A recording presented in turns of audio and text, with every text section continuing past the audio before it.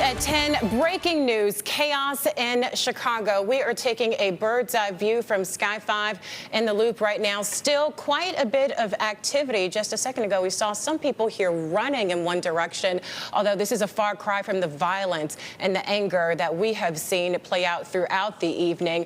It appears maybe this 9 p.m. curfew that was announced today is doing what the mayor intended it to do, although, of course, as you can see, the streets still filled with some people here. Police working on this. All of this unfolding from demonstrations after former police officer Derek Chauvin was charged with third-degree murder for the death of George Floyd. The officer was seen on video kneeling on Floyd's neck. Protesters have been filling the streets of Chicago since early afternoon. Take a look. The crowds took over downtown, marching to Trump Tower, even shutting down Lakeshore Drive. We saw several skirmishes between police and protesters, and also several arrests that led to scenes like this. A police squad car set on fire in the Loop. Within minutes, it was completely engulfed in flames, and Chicago's Magnificent Mile unrecognizable tonight. A van abandoned on the street, covered in graffiti.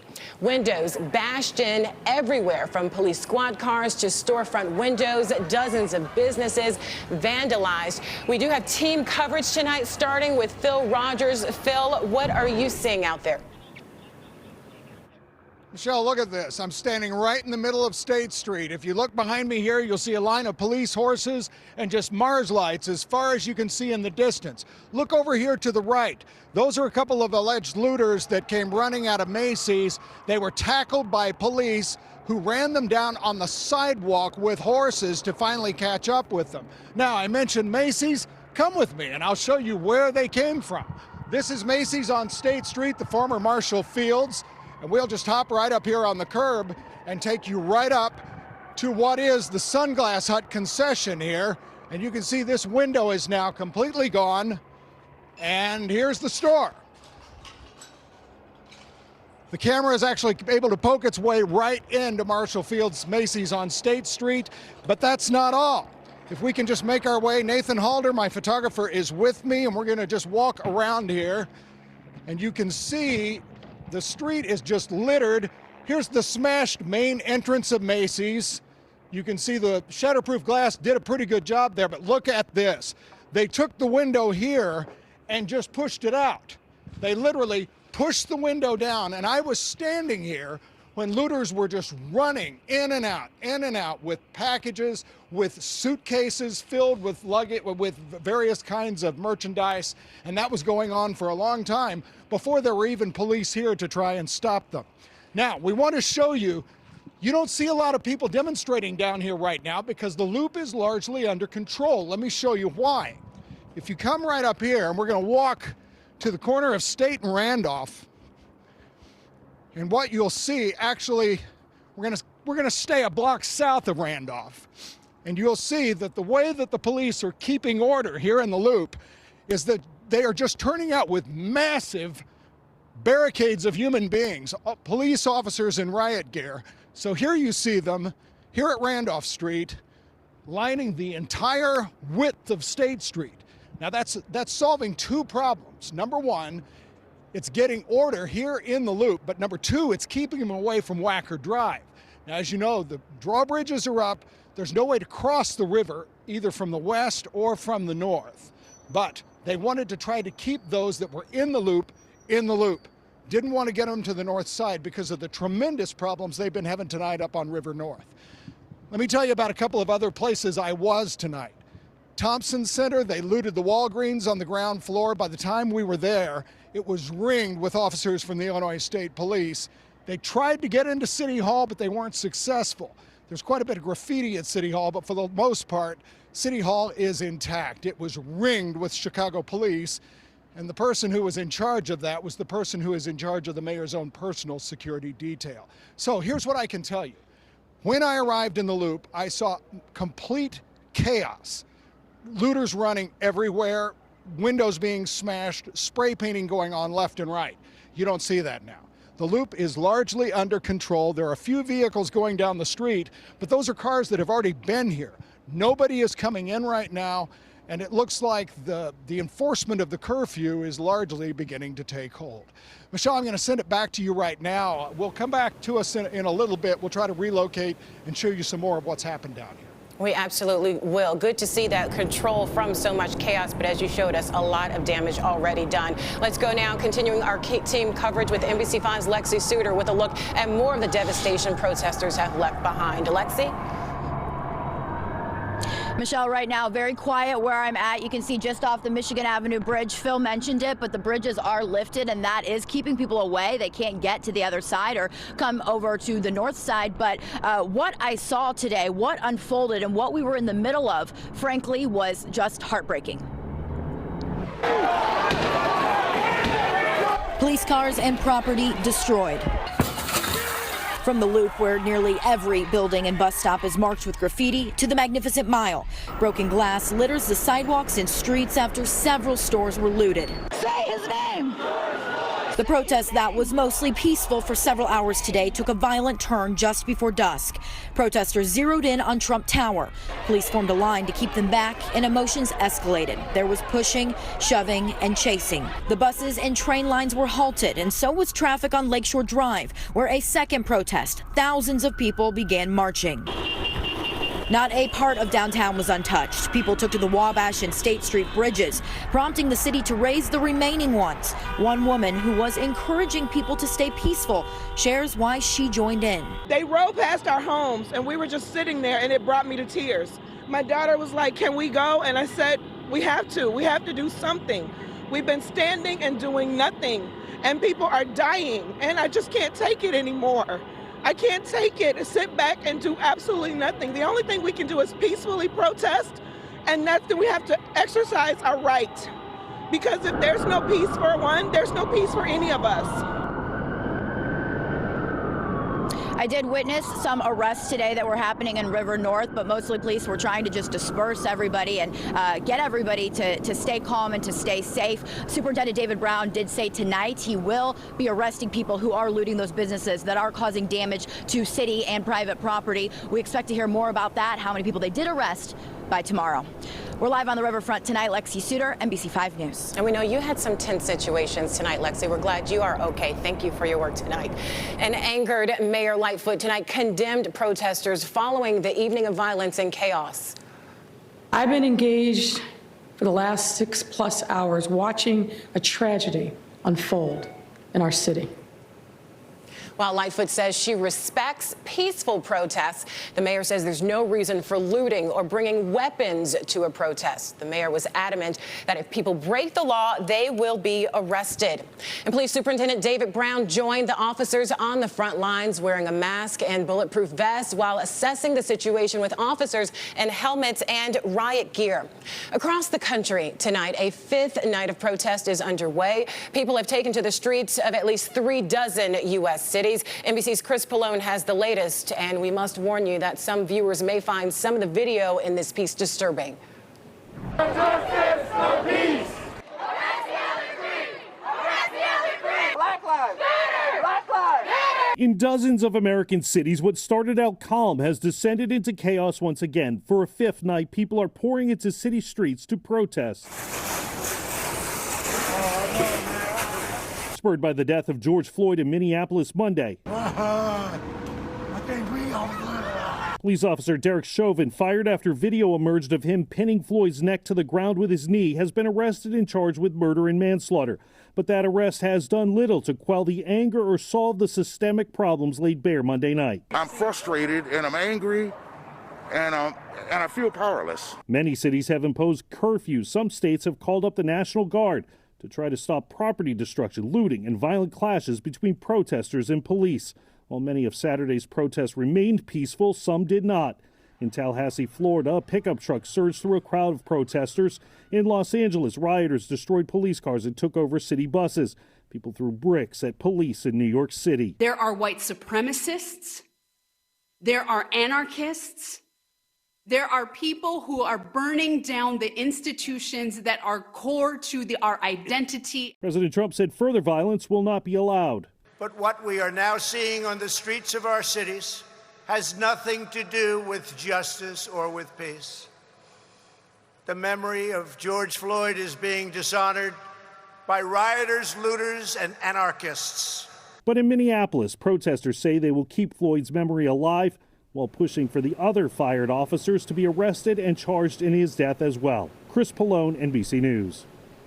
And we will continue to stay on top of these protests throughout the newscast. You can stay up to date on this quickly developing story with real-time updates on our website and the free NBC Chicago app. Let's turn now to get a quick check of the forecast from meteorologist Pete Sack. Pete? Mostly clear skies right now, Michelle, and temperatures have fallen into the upper 50s in the Rogers Park neighborhood under mostly clear skies. Going to be a gorgeous day tomorrow. You can see lots of sunshine headed our way. Highs will top out in the mid to upper 60s along the lakefront, a little bit warmer away from the lake, but all in all, lots of sunshine headed our way. Some showers to start the work week. We'll track that coming up. All right, Pete, thank you. Much more breaking news ahead. We are staying on top of all the chaos tonight in the streets of downtown Chicago. We will have more live coverage for you coming up after the break.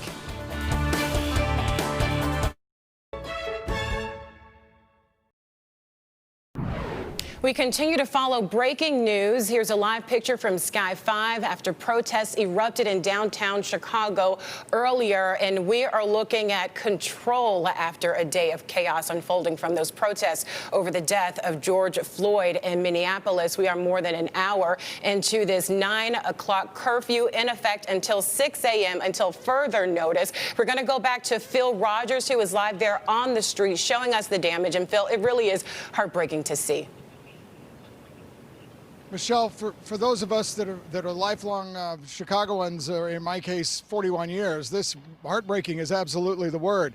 Take a look at this. In order to keep everyone out of the loop, the drawbridge is up and ringing their bells. Those will be up all night tonight during this curfew, we would assume. Look right behind me. We're at the Fifth Third Bank, which is at the corner of Wacker and State. You see all of the windows smashed out of this bank. It looks like they did get inside the bank. We see some of the fixtures overturned inside. But just walk around the corner with us now. I'm with photographer Nathan Halder, and we're going to just show you the extent of the damage in this block. Now, when I say this block, this bank is only one of the many buildings here that was just completely smashed and in some cases looted. Walk down south here to the next area. One of the areas we're going to show you is a hotel down here, which is basically at State and Lake, and it suffered immense damage. By the way, out here in the street, you can't really see it, but those are planters that were overturned. Those big concrete planters that you see decorating the median that Mayor Daley was so proud of. Look at all that soil in the street. That's from the planters, and it's all been dumped out here right in the middle of State Street. This bar over here is known as the State and Lake. It's a very popular destination here in the Loop, especially during the daylight hours and the lunchtime crowd. Look at this. Take a look at this.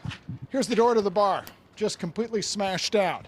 And this is true all around here.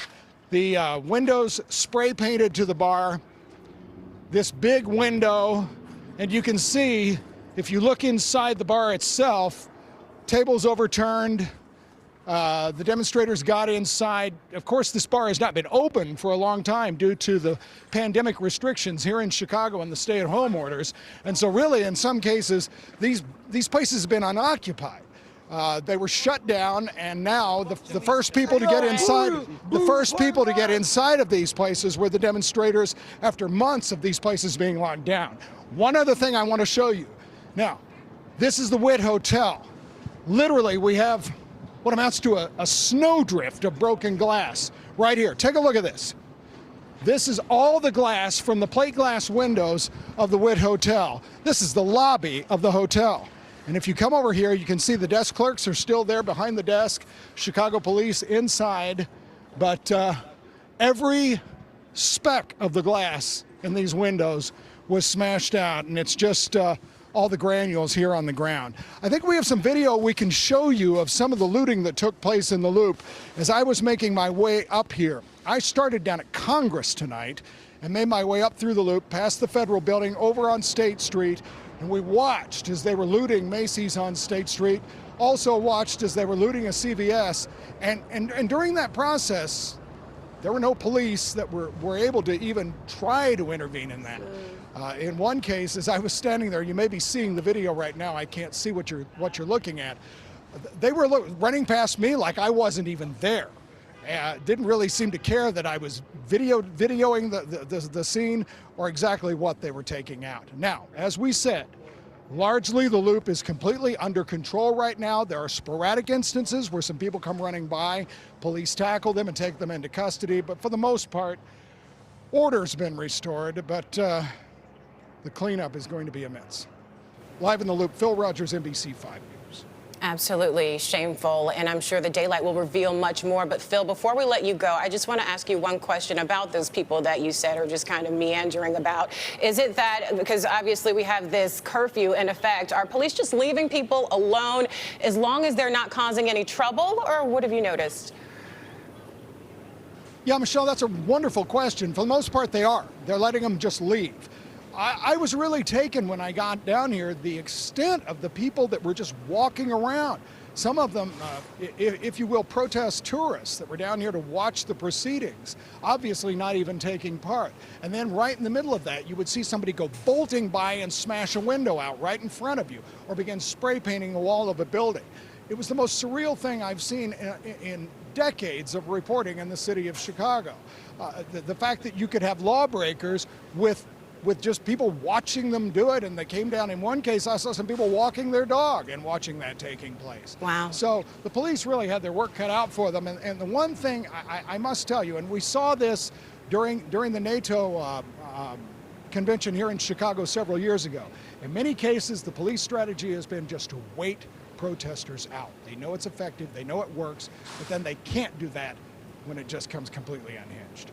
I see. Quite the dangerous tourist attraction. Phil, thank you so much for coming out and being there for us tonight. We really appreciate your work. And still ahead, we do have more coverage of the protests after the break. Stay with us. Welcome back. Let's get right over to Pete Sack for another check of this forecast. Pete? Right now, Michelle, temperatures have dropped into the upper 50s to low 60s across the area. You can see it's 56 at O'Hare, 58 at Midway. Still low 60s in Morris and LaSalle, Peru. Overnight lows are going to drop down into the upper 40s, just a couple degrees cooler near the lake, maybe some 50-degree temperatures in the heart of the city. Then tomorrow's highs warm up to around the 70-degree mark, but it will be a little bit cooler right near the lakefront with an easterly breeze. Let's take a look at Stormcast, and you can see mostly clear skies through the overnight hours, light northeasterly breezes, so we'll start out tomorrow with some sunshine. For your Sunday, there's 15 hours and 1 minute of daylight from sunrise to sunset. And I think we're going to see most, if not all of it, maybe a few fair weather clouds developing in the afternoon. Again, highs around the 70-degree mark and a little bit cooler near the lake. You can see that lake breeze that will be kicking in. Now, overnight Sunday night into Monday, we're going to see a little bit more in the way of humidity building in, a little bit more in the way of cloud cover. I think we'll start out the day dry, but then we'll have that chance of showers that arrives by the noon hour and into the early afternoon hours and continuing into the early evening hours as well. But as you can see, there's not a whole lot of moisture associated with it. The other big takeaway from this, notice the southerly flow of air in its wake. We're going to be seeing very warm temperatures come Tuesday, highs closing in on the 90-degree mark. Here's a look at your forecast then. For Sunday morning, starting out with mostly sunny skies, but cool temperatures. Typical morning lows in the upper low 50s. We're going to see readings in the upper 40s. Mostly sunny, 70 degrees the forecast high. Will be cooler near the lakefront as winds come in out of the east at 5 to 10. There's that chance of showers on Monday with a high of 75 degrees, warming it up to near 90 on Tuesday. More humid as well. Then Wednesday, Thursday, and Friday, they're going to be off and on chances for rain. Won't be a total washout those days. Highs will be in the low to mid 80s. And next weekend, Michelle, looking very nice. Highs will be in the mid 80s with sunshine. We'll bring you weather photos tomorrow night. All right, Phil, thank you. Pete, thank you. I'm sorry. We continue our breaking coverage of the protests that overtook Chicago tonight. We want to go back to NBC5's Lexi Suter has been following those protests all day. Lexi, right now, a far cry from what we were seeing just a couple of hours ago. Yeah, Michelle, and it escalated fast. Even when we were on the air at 5 o'clock, it was very calm. It was holding signs and posters, and it changed drastically, basically in an instant. I want to show you some video that we captured earlier, some of the worst of it, starting with a police SUV that was on fire in River North. Several other cars, I want to say dozens of police cars, were painted with profanities and graffiti. That was in the Loop and downtown in River North. Eggs also being thrown at cars and tires slashed.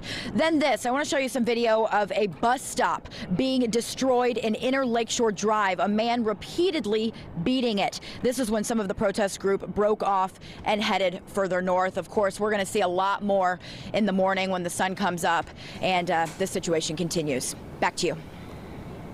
All right, Lexi, thank you very much. We want to go back to Phil Rogers, who is in the loop for us tonight. Phil, what are you seeing at this point?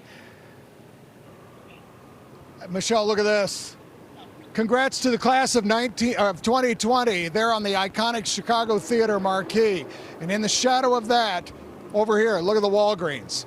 The windows smashed out. Nathan's going to take you inside that Walgreens by looking right through the window.